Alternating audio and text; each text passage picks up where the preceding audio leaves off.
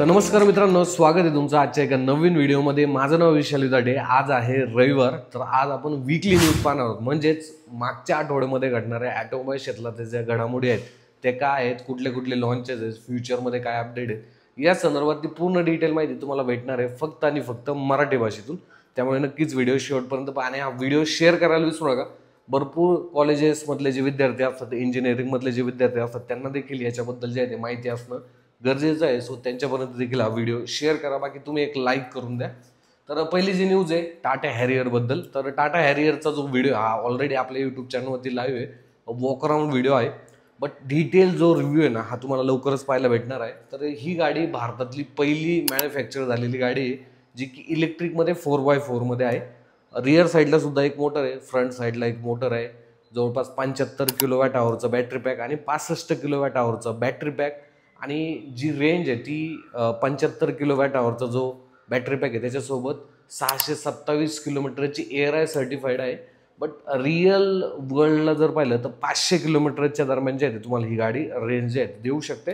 ही गाडी लॉन्च सुद्धा करण्यात आलेली आहे 21,49,000 अशा एक शोरूम प्राईजमध्ये ही गाडी भारतीय मार्केटमध्ये लॉन्च करण्यात आलेली आहे। बट हे जे 21,49,000 जी किंमत आहे ना ती बेस मॉडेलची असणार आहे, जी की 65 किलोवॅट आवरचा जो बॅटरी पॅक आहे ज्याच्यासोबत दिला जातो त्या मॉडेलची किंमत असणार आहे। तुम्ही आता जे मॉडेल कुठल्याही व्हिडिओमध्ये पाहिलं असेल तर ते टॉप मॉडेल आहे। मला तरी वाटतंय की ह्या गाडीची जी किंमत आहे ही ऑलमोस्ट 28 ते 29 लाख रुपये जे आहे ते एक शोरूम 4x4 75 किलोवॅट आवरच्या बॅटरी पॅक सोबत असू शकते। बाकी डिटेल व्हिडिओ तुम्हाला लवकरच पाहायला भेटेल। गाडीमध्ये जर पाहिलं जसं मी फील केली ना गाडी बऱ्यापैकी गाडीमध्ये तुम्हाला ओव्हरऑल जे फिट अँड फिनिश लेवल आहे, टेक्नॉलॉजी आहे, जसं की जर पाहिलं या गाडीला ट्रान्सपरंट व्ह्यू आलेला आहे, म्हणजेच खालच्या साईडचं सुद्धा म्हणजे तुमची गाडी जिथे उभी आहे त्याच्या खालचं सुद्धा तुम्ही पाहू शकता। सोबतच मोठा कॅमेरा देखील 540 डिग्रीचा जो देण्यात आलेला आहे, सो त्याचे देखील रील तुम्हाला काही दिवसांमध्ये आपल्याला पाहायला भेटतील। मिनी कंट्रीमॅन इलेक्ट्रिक लॉन्च करण्यात आलेली आहे भारतामध्ये, फक्त 20 युनिट या गाडीचे असणार आहे। 62 लाख जी किंमत आहे ही एक शोरूम असणार आहे। जून 2025 पासून या गाडीचे जे डिलिव्हरी त्या स्टार्ट होऊन जातील।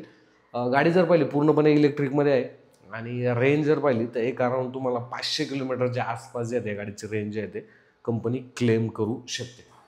त्यानंतर महिंद्रा बोलेरोचं जे नेक्स्ट जनरेशन ते स्पॉट करण्यात आलेले आहे बरं का, आणि लोकांना देखील अशी अपेक्षा आहे की महिंद्रा बोलेरोचं जे नेक्स्ट जनरेशन आहे लवकर भारतामध्ये लॉन्च हो, कारण की ऑलमोस्ट महिंद्रा बोलेरो हे जे नाव आहे ना एक लेजंडरी नाव आहे। आणि मला तरी असं वाटतं की 15 ते 16 वर्ष झालीत गाडी ॲज इट इज आहे, म्हणजे थोडंसं अपडेट जे आहे ते महिंद्राने केलेलं आहे गाडीमध्ये, लुक वगैरे जर पाहिलं, बट ओव्हरऑल बॉडी वगैरे गाडीची पाहिली, चासी पाहिली ॲज इट इज आहे। सो फ्युचरमध्ये ही गाडीचं जे नवीन जनरेशन येईल त्याच्यामध्ये नक्कीच कंपनीने चांगले अपडेट देऊन 4x4 द्यायला पाहिजे। स्पॉट करण्यात आलेले तुम्ही AIचे काही जे फुटेज आहे जे की AI थ्रू बनवण्यात आले त्याचे देखील पाहू शकता, बट ही ॲक्च्युअल डिझाईन नसणार आहे। ॲक्च्युअल डिझाईन थोडंसं वेगळं जे आहे ते असू शकतं। हुंदाई व्हर्नाचं जे फेसलिफ्ट आहे सोबतच i20चं जे फेसलिफ्ट आहे ते देखील स्पॉट करण्यात आलेलं आहे। ह्या दोन्ही गाड्या फेस्टिव्ह सीझनमध्ये भारतीय मार्केटमध्ये लॉन्च होऊ शकतात। इंडियाची नवीन जी EV पॉलिसी ती आता लागू करण्यात आलेली आहे। आधी जर पाहिलं जवळपास 110% जो टॅक्स या लागायचा गाड्यांना, त्याच्यामुळे काय होतं की बाहेरून जे पण इम्पोर्ट केलेल्या गाड्या आहेत ना त्या ऑलमोस्ट डबल किमतीमध्ये होऊन जायचे। म्हणजे एखादी जी गाडी ज्या कंट्रीमध्ये बनवली जाते तिथे 20 लाख असेल तर आपल्याकडे जर ती घ्यायची असेल तर ऑलमोस्ट 45-50 लाख रुपये त्या गाडीची किंमत होऊन जायची। आणि गव्हर्नमेंटच्या पॉलिसी देखील तशा आहेत। आता तुम्ही म्हणणार की गव्हर्नमेंट असं का करते, गव्हर्नमेंटचे एक त्यांचं ध्येय असतं की बाहेरच्या ज्या कंपन्या आहेत त्यांनी इथे कंपनीज टाकावे, फॅक्टरी टाकावे, जेणेकरून लोकल जे पब्लिक आहे त्यांना देखील रोजगार उपलब्ध होऊन जातो आणि आपल्याकडे नवीन ब्रँड देखील येतात, त्यामुळे देशाची जी अर्थव्यवस्था आहे त्याला देखील चालना मिळते। तर आता ही जी पॉलिसी नाही ही 15% त्यांनी आणलेली, म्हणजे 15% चार्ज लागू शकतो, बट त्याच्यामध्ये भरपूर टर्म अँड कंडिशन आहे। जसं की तुम्ही 4,000 कोटीच्या वर इथे इन्व्हेस्टमेंट करायला पाहिजे, R&D सेंटर तुमचं इथे असायला पाहिजे आणि भरपूर अशा गोष्टी आहेत। त्यामुळे जी कंपनी भारतामध्ये नाही त्या कंपनीला ह्या EV पॉलिसीचा काही जास्त असा फायदा होईल असं नाही आहे। मोस्टली ऑडी असेल, BMW असेल, हुंदाई असेल, किया असेल, ह्या गाड्यांना म्हणजे ह्या कंपनीजला जे आहे ते थोडासा याचा फायदा जो आहे तो होऊ शकतो। त्यानंतर टाटा सियारा तुम्हाला माहिती असेल एक आयकॉनिक गाडी राहिलेली आहे भारतातली, आणि SUV सेगमेंटमध्ये आता जर पाहिलं ती पुन्हा एकदा येणार आहे। आणि टाटा मोटर्स ही गाडी आहे ना डिझेल इंजिन, पेट्रोल इंजिन आणि प्लस EV मध्ये सुद्धा लॉन्च करणार आहे। त्यामुळे टाटा मोटरचं कसं आहे माहिती आहे का, ते आता जे पण गाड्या लॉन्च करत आहेत त्याच्यामध्ये आईस आणि प्लस इलेक्ट्रिक अशा दोन्ही ऑप्शन जे आहेत देत आहे.